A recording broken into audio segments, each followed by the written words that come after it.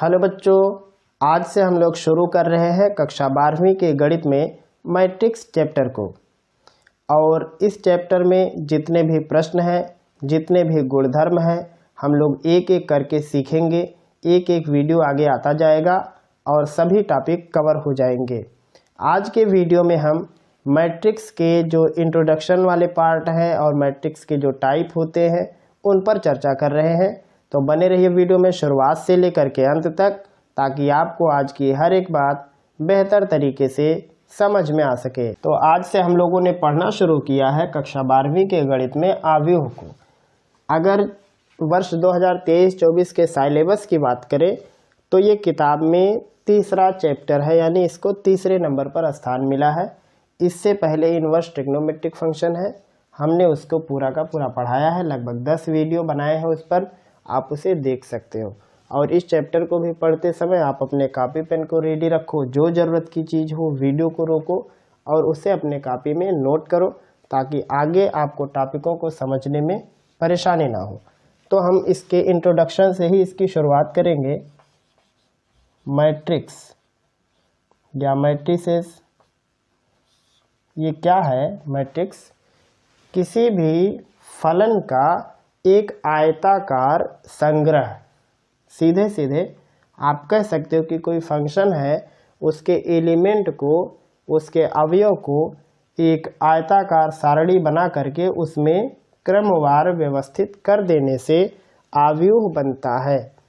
अवयव को ऐसे बड़े कोष्ठक के भीतर लिखते हैं। अवयव के अंदर यहाँ पे अवयव लिखे जाते हैं, थोड़ी थोड़ी गैपिंग पर होती, आपस में सटा के नहीं लिखे जाते हैं। इसमें लिखे जाते हैं अवयव।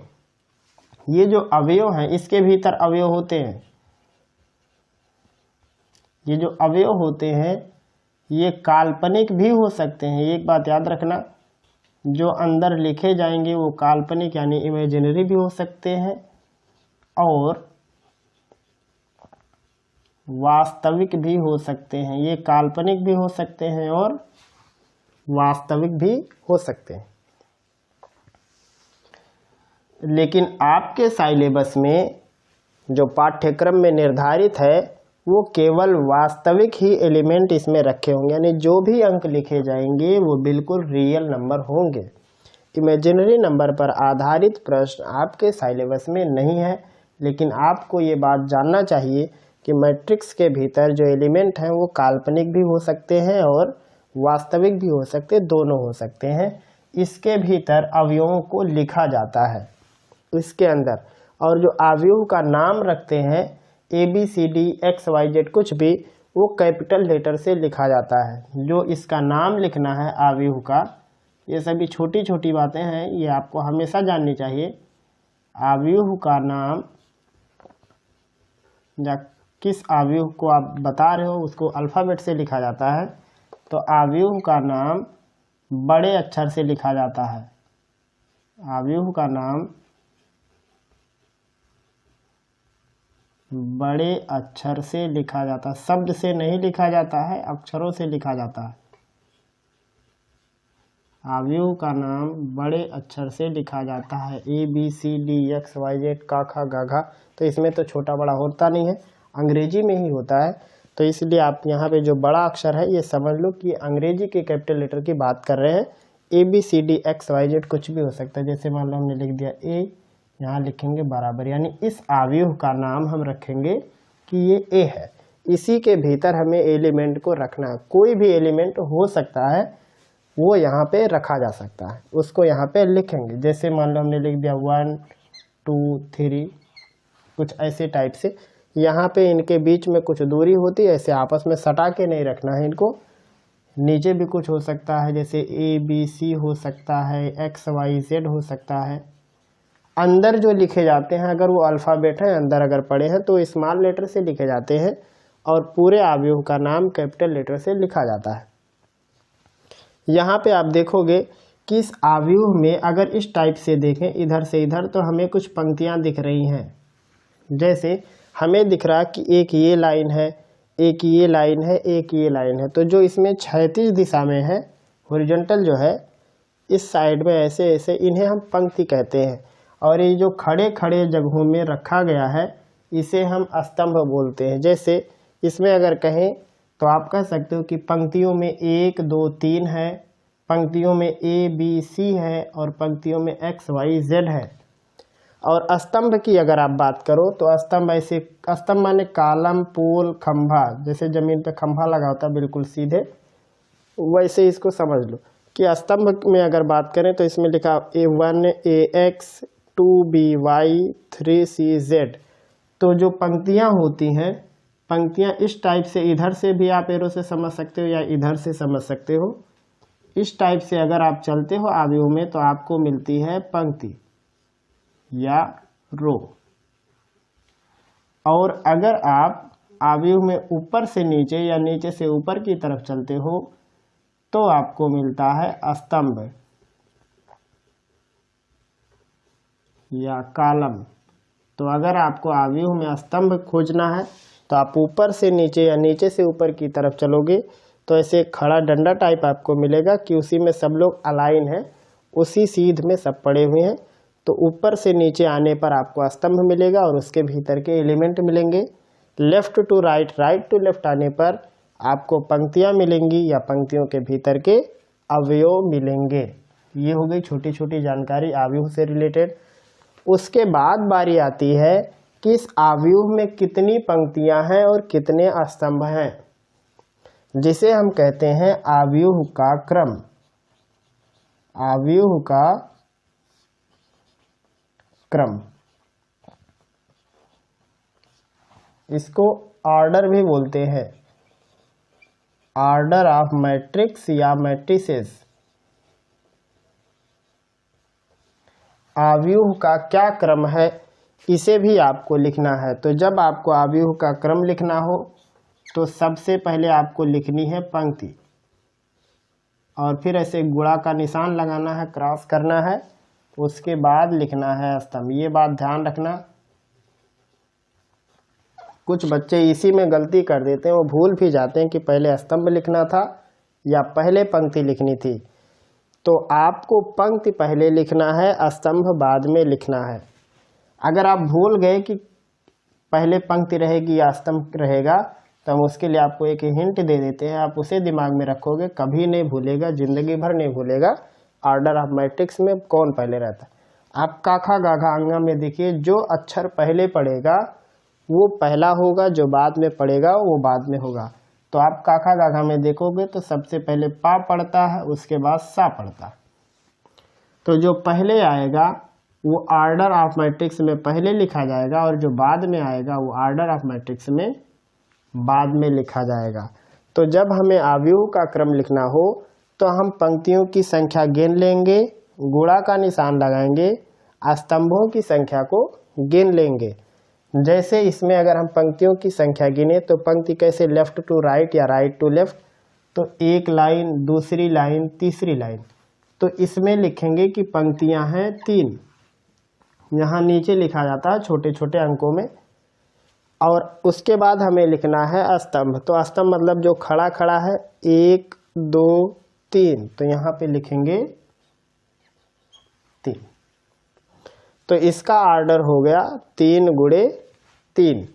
इसी में एक और चीज होता है कि इस क्रम को निर्धारित होने के बाद इसमें कितने अवयव होंगे तो इनका जो गुणनफल होगा वो इनके एलिमेंट की टोटल काउंट होगी। जैसे इसमें 3 का 3 में गुणा करके 9 आता है, तो इसमें कुल 9 लोग हैं भी आप इसमें गिन के देख सकते हो।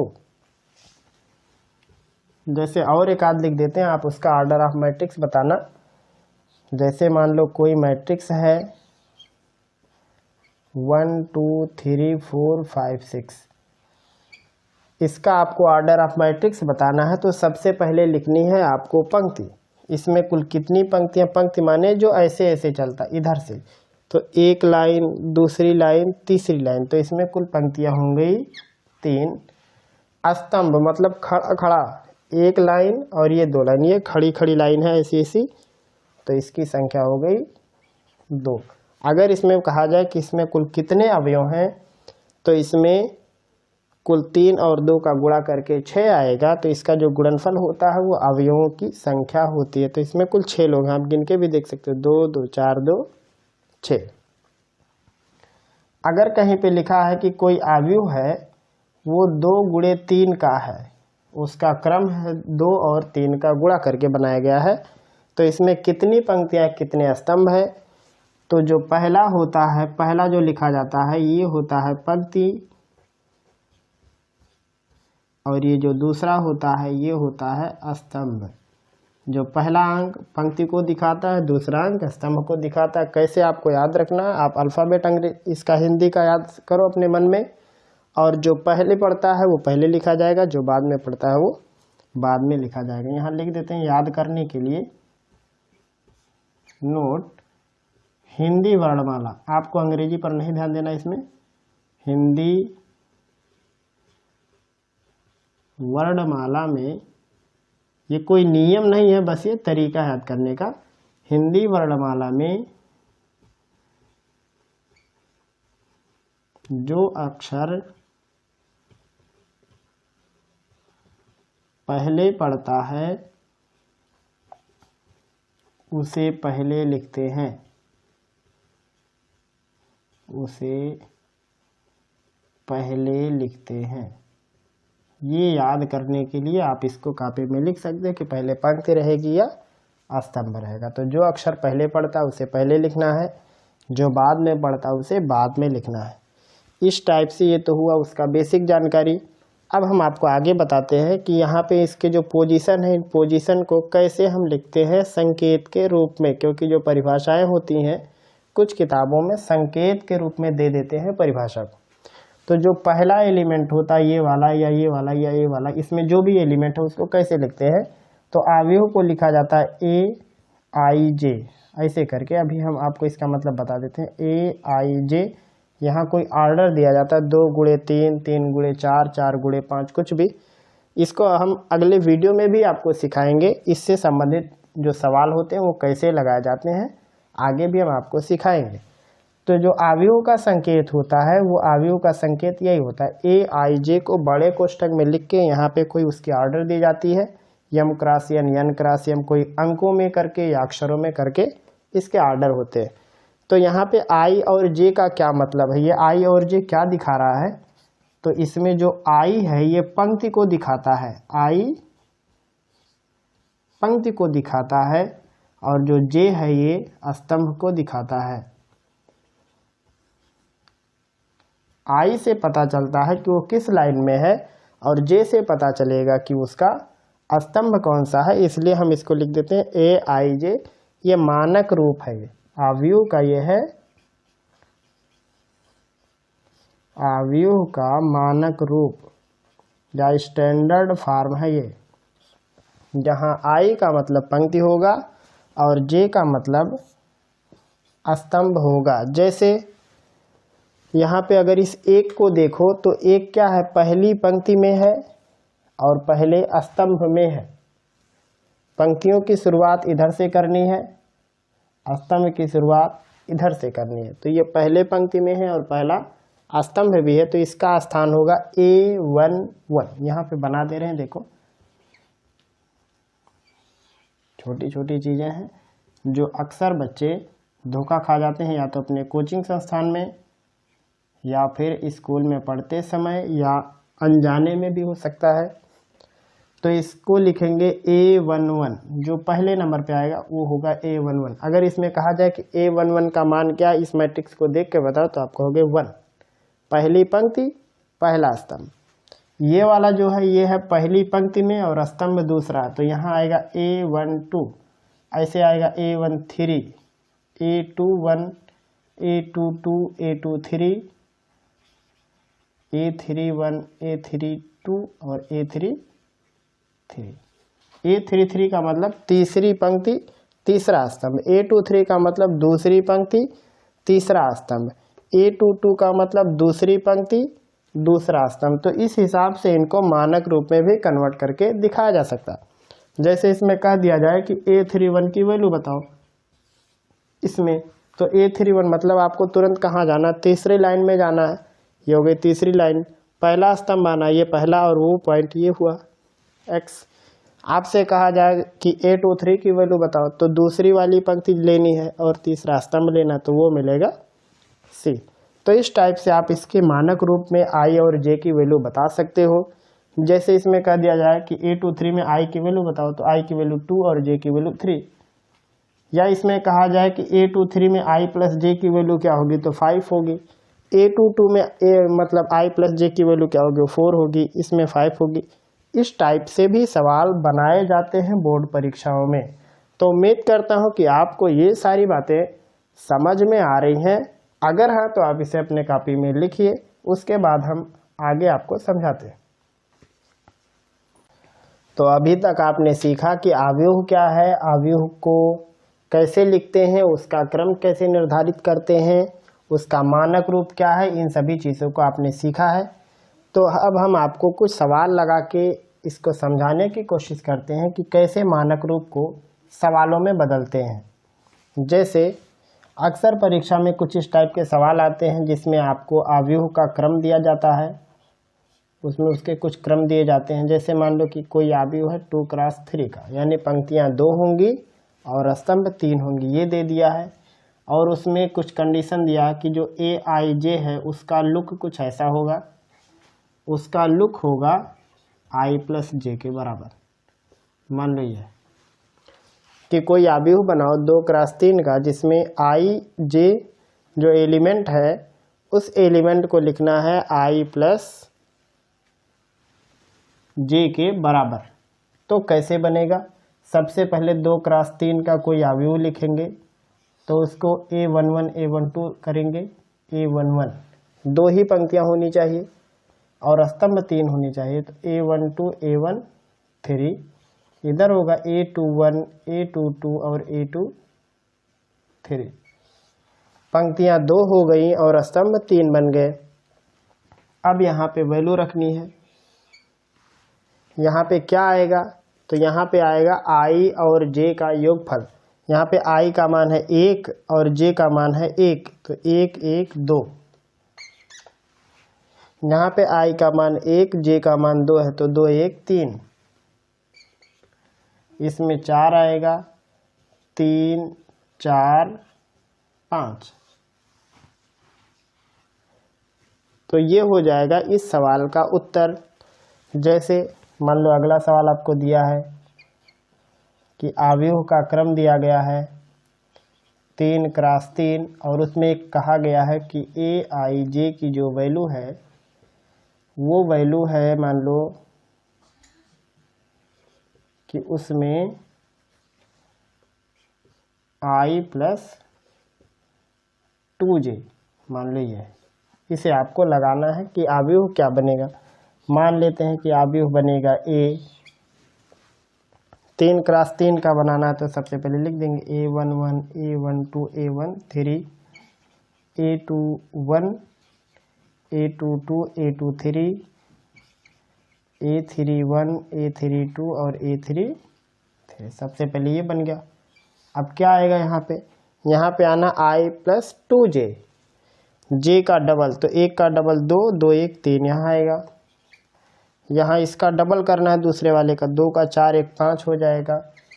यहाँ 3 दूनी 6 1 7 होगा। यहाँ 2 करने में 2 2 4, 2 दूनी 4 2 6, 2 3 6 2 8, 2 करने में 2 3 5, 2 दूनी 4 3 7, 2 3 6 3 9। तो ये अवयव बन जाएगा। तो इस टाइप से भी प्रश्न परीक्षा में आते हैं जिसमें उसके क्रम दिए रहते हैं और AIJ की वैल्यू दी रहती है। तो ये इसके मानक रूप पर आधारित प्रश्न हैं जो आते हैं। कुछ ऐसे भी सवाल होते हैं कि उसमें दे दिया जाता है कि किसी अवयव का जो क्रम है, मान लो दे दिया कि अवयव का क्रम ना देके उसमें अवयवों की संख्या दे देते हैं कि मान लो कोई अवयव है जिसमें अवयव हैं मान लो 8, ये दे दिया। मान लो ये दे दिया कि कोई अवयव है जिसमें कुल 8 अवयव हैं, तो इसके क्रम बताओ कि इसके कुल कितने क्रम होंगे, ये आपको निकालना है कि क्या आएगा। तो आपको कुछ नहीं करना है, इसके फैक्टर कर देने हैं बस, और कुछ नहीं करना। जैसे 8 का गुणनखंड होगा 1 और 8, एक ये फैक्टर हो सकता है। तो इस 1 और 8 को पलट के आप ऐसा भी लिख सकते हो। आप इसका फैक्टर करो तो 2 और 4 भी मिल सकता है, तो इसको आप 4 और 2 भी लिख सकते हो। यानी 8 अवयवों वाले अगर हम अवयव की संरचना करें तो 1 पंक्तियां और 8 एलिमेंट हो सकते हैं, मतलब इस टाइप से, और 8 पंक्तियां हो सकती हैं ऐसे ऐसे करके जिसमें एक ही एलिमेंट होंगे, या फिर 2 क्रॉस 4 का यानी 2 पंक्तियां होंगी और इसमें 4 स्तंभ होंगे, स्तंभ इसमें 4 होंगे। और उसके बाद या तो ऐसा हो सकता है कि 4 स्तंभ हो, 4 पंक्तियां हो और उसमें 2 स्तंभ हो। तो इस टाइप से इसमें डिजाइन कर सकते हैं। पहला पंक्ति है, स्तंभ, पंक्ति और स्तंभ। तो इसका मतलब क्या हुआ? इसका मतलब ये हुआ कि हम 8 अवयवों का अगर अवयव बनाना है तो हम 4 टाइप के अवयव का निर्माण कर सकते हैं। पहला 1 पंक्ति 8 स्तंभ के साथ, दूसरा 8 स्तंभ 1 पंक्ति के साथ, तीसरा है 2 पंक्ति 4 स्तंभ के साथ, चौथा है 4 पंक्ति 2 स्तंभ के साथ हम कर सकते हैं। जैसे मान लो दे दिया है कि किसी अवयव में कुल अवयव हैं मान लो 9, कितने टाइप का आप इससे अवयव बना सकते हो या उस अवयव का क्रम क्या क्या हो सकता है, तो इसका एक गुणनखंड होगा 1 गुणे 9, तो 9 गुणे 1 भी बना सकते हैं। 1 पंक्ति और 9 स्तंभ के साथ, 9 पंक्तियां और 1 स्तंभ के साथ 3 गुणे 3 हो सकता है। आपको इसका फैक्टर करना है, जबरदस्ती नहीं कि 4.5 गुणे 2 कर दे, इसका केवल फैक्टर करना है। तो इसका 3 गुणे 3 होगा, तो इसका उल्टा भी 3 गुणे 3 ही होगा, यानी इससे कुल 3 टाइप के अवयवों का निर्माण कर सकते हैं। जैसे मान लो कह दिया कि किसी अवयव में 12 अवयव है, कुल कितने क्रम का इसमें बना सकते हैं, तो 12 का पहला फैक्टर होगा 1 12, 12 1, 2 6, 6 2, 3 4, 4 3, मतलब इससे कुल 6 टाइप का अवयव बनाया जा सकता है जिसमें 12 अवयव होंगे। इसमें ये m की वैल्यू है, ये n की वैल्यू है। तो इस टाइप से प्रश्न आते हैं मैट्रिक्स पर, जिसमें कभी कभी क्रम दे दिया जाता है और उनके जो अवयव होते हैं उनके अवयवों के बीच में पंक्तियों और स्तंभों को लेकर के कोई ना कोई रिलेशन दी जाती है। इस टाइप से हो सकते हैं, या फिर कभी कभी अवयव दे दिए जाते हैं तो पूछा जाता है कितने टाइप के मैट्रिक्स का निर्माण हो सकता है। तो ये 2 टाइप के प्रश्न हो सकते हैं। और भी प्रकार है जो हम आगे आने वाले वीडियो में आपको सिखाएंगे। अब हम बात करेंगे मैट्रिक्स के प्रकार कितने होते हैं, उन्हें हम कैसे पहचानेंगे। अब हम देखेंगे कि मैट्रिक्स के कुल कितने प्रकार होते हैं, यानी मैट्रिक्स के जो प्रकार हैं वो कुल कितने हैं। तो अगर देखा जाए ईमानदारी से तो मैट्रिक्स 2 ही टाइप का होता है।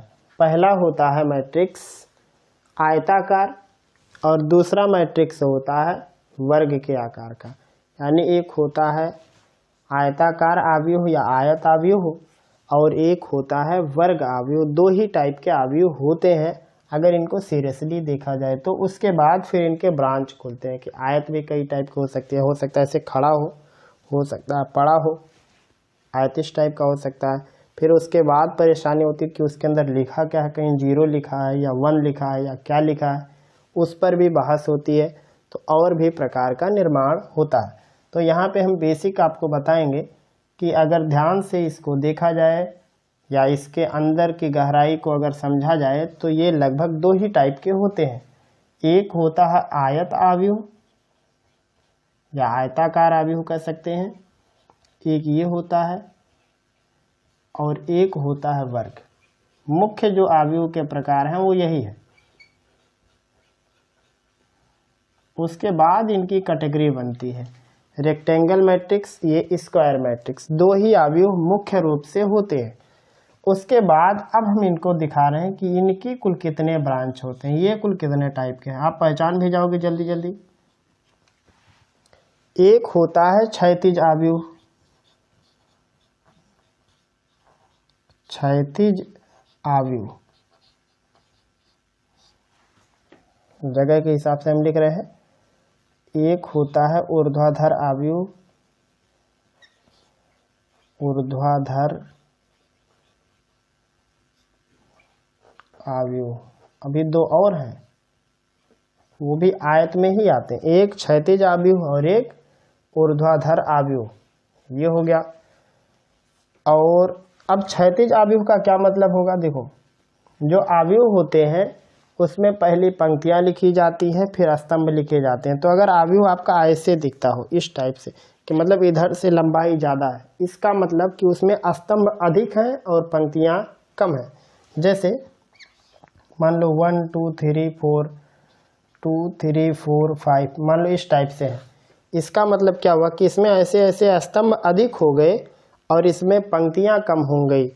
तो सबसे पहले हम लोग पंक्तियों को लिखते हैं। मान लो ये यम क्रॉस यन का आव्यूह है, जहाँ पे यम पंक्तियां हैं और यन इसके स्तंभ है। तो यहाँ पे आप देखोगे कि पंक्तियों की संख्या कम है और स्तंभों की संख्या अधिक है। तो जो क्षैतिज आव्यूह होता है, क्षैतिज आव्यूह में यम की वैल्यू यानी पंक्तियों की संख्या कम होती है और स्तंभों की संख्या अधिक होती है। इसमें पंक्तियां कम होती हैं और स्तंभ ज़्यादा होते हैं। वहीं ऊर्ध्वाधर आव्यूह की अगर बात करो तो ये कुछ ऐसा दिखता है, बिल्कुल खड़ा खड़ा डंडा, जैसे 1 2 3, ये कुछ इस टाइप का दिखता है कि इसमें आप देखोगे कि लगभग ये पूरा कॉलम के जैसा दिख रहा है। तो इसमें पंक्तियां अधिक हैं और स्तंभ कम है, पंक्तियां अधिक हैं और स्तंभ कम है। अगर आव्यूह आपका यम क्रॉस यन का है, तो अगर यम लेस देन यन है तो क्षैतिज आव्यूह, यम यानी पंक्तियों की संख्या कम है तो क्षैतिज आव्यूह, और अगर यहाँ पे स्तंभों की संख्या कम है तो ऊर्ध्वाधर आव्यूह। या फिर आप देख के ही कह सकते हो कि वो खड़ा दिख रहा है या पड़ा दिख रहा है। अगर पड़ा दिख रहा है तो क्षैतिज आव्यूह और खड़ा में दिख रहा है तो ऊर्ध्वाधर आव्यूह होगा। यहाँ पे लिख देते हैं क्योंकि आपको कॉपी में लिखना भी है। पंक्ति की संख्या कम, पंक्ति की संख्या कम और स्तंभ की संख्या अधिक। अगर पंक्ति की संख्या कम है और स्तंभ की संख्या ज़्यादा दिख रही है तो वो क्षैतिज आव्यूह होगा। वहीं इसका उल्टा ठीक ये है, इसमें पंक्ति की संख्या अधिक,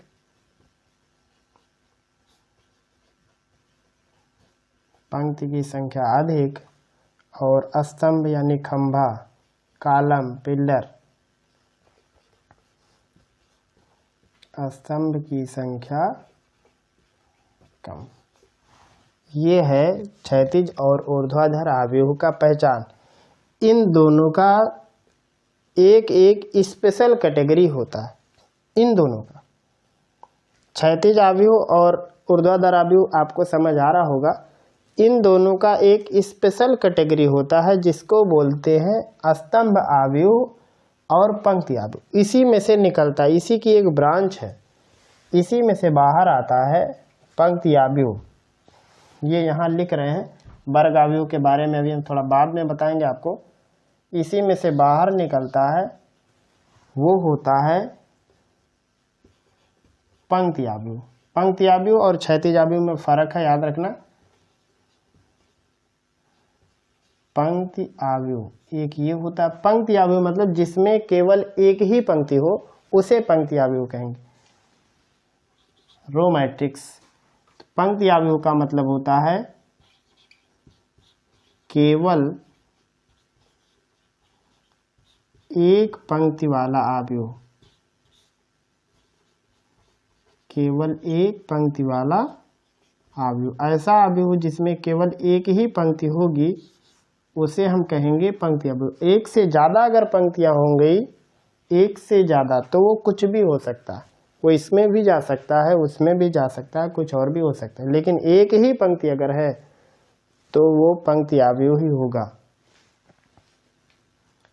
और उसके बाद जो दूसरा है, इस नमूने का एक प्रकार है स्तंभ आव्यूह। स्तंभ आव्यूह, कॉलम मैट्रिक्स। इसका पहचान है कि इसमें केवल एक ही स्तंभ होता है, एक से ज़्यादा नहीं होना चाहिए, एक ही स्तंभ या कॉलम होता है। जो स्तंभ अवयव है उसमें केवल एक ही स्तंभ होता है। जैसे मान लो लिख दिया 1 2 3 4 कुछ भी, तो यहाँ पे देखो एक ही स्तंभ है, इसमें उसी चीज़ को लिख दिया 1 2 3 4, तो यहाँ पे एक ही पंक्ति है, स्तंभों की संख्या ज़्यादा है। यहाँ पे एक ही स्तंभ है और पंक्तियों की संख्या अधिक है। तो इस हिसाब से आप पंक्ति आव्यूह, स्तंभ आव्यूह का निर्धारण करेंगे, क्षैतिज आव्यूह और ऊर्ध्वाधर आव्यूह का निर्धारण करेंगे। क्षैतिज में और पंक्ति आव्यूह में फर्क है। क्षैतिज आव्यूह में पंक्तियों की संख्या स्तंभ की संख्या से ज़्यादा होंगी। पंक्तियों की संख्या जो क्षैतिज आव्यूह है उसमें पंक्तियों की संख्या कम होगी और स्तंभों की संख्या ज़्यादा होगी। लेकिन यहाँ पे एक ही पंक्ति नहीं होगी। जैसे ही एक ही पंक्ति बनाएंगे तो क्षैतिज आव्यूह कन्वर्ट हो जाएगा पंक्ति आव्यूह में। सेम जैसे ही एक ही स्तंभ का निर्माण होगा तो ऊर्ध्वाधर आव्यूह का नाम बदल के हो जाएगा स्तंभ आव्यूह। इन दोनों में एक अपवाद है, वो अपवाद बता रहे हैं। अगर मान लो किसी आव्यूह में एक ही लिखा, कुछ भी 1 2 3 कुछ ही लिखा, एक ही एलिमेंट है वो, तो उसको आप पंक्ति आव्यूह में रखोगे या स्तंभ आव्यूह में रखोगे, किस में रखोगे, तो वो ना तो इसमें आता है ना ही इसमें आता है। ये वर्ग आव्यूह का प्रकार है। तो ये नहीं कि आप इसमें ध्यान दो कि इसमें एक ही पंक्ति है, इसके हिसाब से एक ही स्तंभ है। तो जिसमें पंक्तियों और स्तंभों की संख्या बराबर हो जाती है वो वर्ग आव्यूह होता है। तो अगर किसी मैट्रिक्स में केवल एक ही एलिमेंट लिखा हुआ है तो आयत आव्यूह की कैटेगरी में नहीं जाता है, यानी वो ना तो क्षैतिज आव्यूह बनेगा, ना ऊर्ध्वाधर होगा, ना पंक्ति आव्यूह होगा, ना ही स्तंभ आव्यूह होगा। तो उम्मीद करता हूँ कि आपको ये सारी बात समझ आ गई होगी। अगर हाँ तो अपने कॉपी पर उतारिए। फिर चलते हैं वर्ग आव्यूह की तरफ। आव्यूह के प्रकार में जो दूसरा नंबर आता है वो है वर्ग आव्यूह का। वर्ग आव्यूह, स्क्वायर मैट्रिक्स, ये दूसरी कैटेगरी है आव्यूह के प्रकार की और इसमें बहुत सारे टाइप के होते हैं। इसका है जब यम और यन दोनों आपस में बराबर हो जाएंगे तभी ऐसा होगा। तो अगर मान लो कोई आव्यूह है वो वर्ग है तो यहाँ पे आप ये नहीं लिखोगे कि यम क्रॉस यम, मान लो दोनों बराबर हैं तो लाओ इसको यम क्रॉस यम लिख दे या एन क्रॉस एन लिख दे। आप सिर्फ यम लिख के भी काम चला सकते हो। अगर केवल यम लिखा है तो ये तुरंत समझ में आ जाएगा कि ये यम ऑर्डर का स्क्वायर मैट्रिक्स, यानी जितना इसमें लाइन है उतना ही इसमें स्तंभ भी है, ये देख के पता चल जाएगा। तो जब भी वर्ग आव्यूह होगा तो आप यहाँ पे यम क्रॉस यन या यन क्रॉस यम टाइप नहीं लिखिए, ये ज़्यादा बेहतर होगा कि आप उसकी जगह पे केवल एक ही अल्फ़ाबेट लिख के छोड़ दो स्मॉल लेटर से, जो कि उसके आर्डर को दिखाए।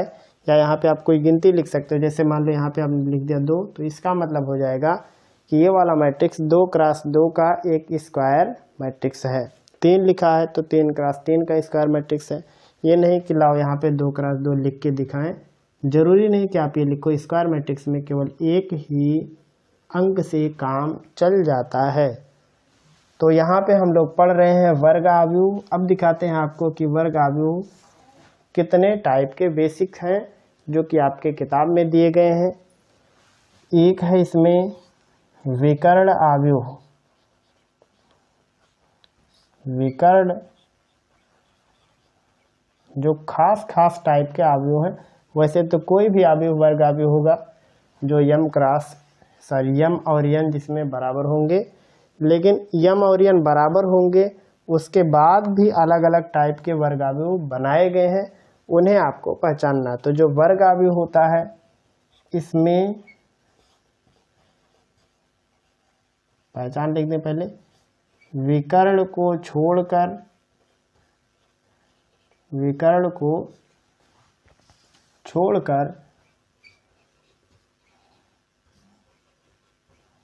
प्रत्येक अवयव शून्य होता है। अगर विकर्ण को छोड़ दें तो बाकी जितने भी एलिमेंट हैं सब के सब 0 होते हैं। जैसे यही लिख देते हैं, विकर्ण पे कोई चीज़ 1 0 0 0 2 0 0 0 3 कुछ भी हो सकता है। 2 क्रॉस 2 3 क्रॉस 3, जैसे 2 क्रॉस 2 का लिख दिया, मान लो कोई है 1002। तो अगर विकर्ण की बात छोड़ दे, विकर्ण ऐसे चलता है, जो अवयव का विकर्ण होता है वो बाएं तरफ के ऊपर से दाएं तरफ के नीचे की तरफ चलता है। ये बाएं का टॉप है, लेफ्ट टॉप है, लेफ्ट साइड में टॉप, और राइट साइड का बॉटम है। जो विकर्ण होता है अवयव का ऐसे देखा जाता है, बाएं तरफ से सबसे ऊपर, दाएं तरफ से सबसे नीचे विकर्ण चलती है। तो अगर विकर्ण को छोड़कर हर एक अवयव शून्य हो जाए तो उसे हम विकर्ण अवयव कहेंगे, लेकिन केवल इतना ही पर्याप्त नहीं है। यहाँ पे भी ध्यान देना रहता है कि क्या सभी गिनतियाँ आपस में बराबर हैं या अलग अलग हैं। तो ये जो विकर्ण पे रखे गए अवयव हैं ये आपस में बराबर नहीं होने चाहिए। यहाँ पे लिख देते हैं, विकर्ण के अवयव समान नहीं होना चाहिए। अगर बराबर हो गए तो फिर वो विकर्ण अवयव नहीं होगा।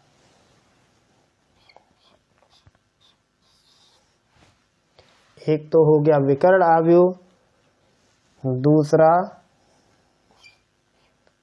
एक और होता है जो कि स्क्वायर मैट्रिक्स में ही होता है, वो है तत्समक अवयव। एक विकर्ण अवयव और एक तत्समक अवयव। तत्समक अवयव का पहचान क्या है कि इसमें भी विकर्ण को छोड़ के बाकी सारे अवयव 0 होते हैं। सेम पहचान है लेकिन थोड़ा थोड़ा फर्क है। विकर्ण को छोड़कर प्रत्येक अवयव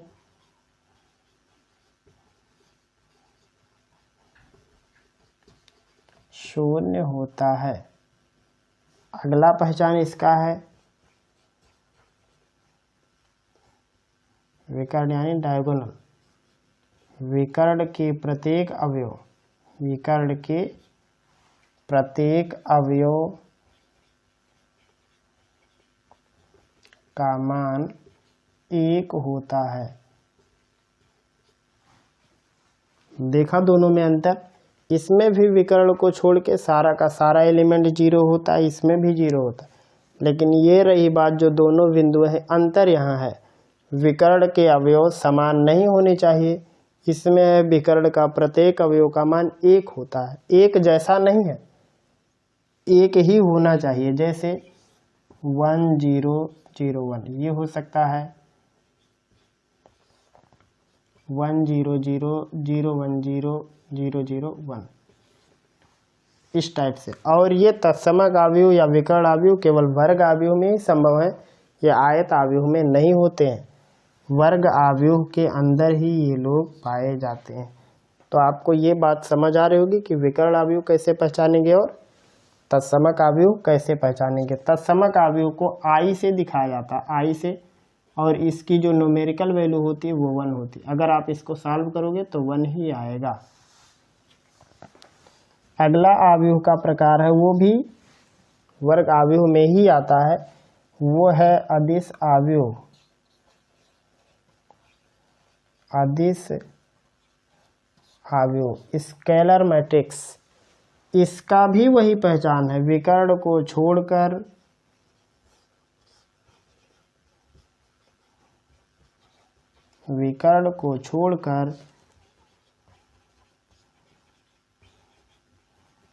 प्रत्येक अवयव शून्य होता है। लेकिन अगला शर्त यहाँ है, विकर्ण के प्रत्येक अवयव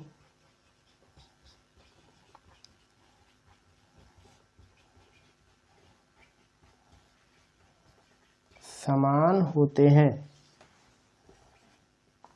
परंतु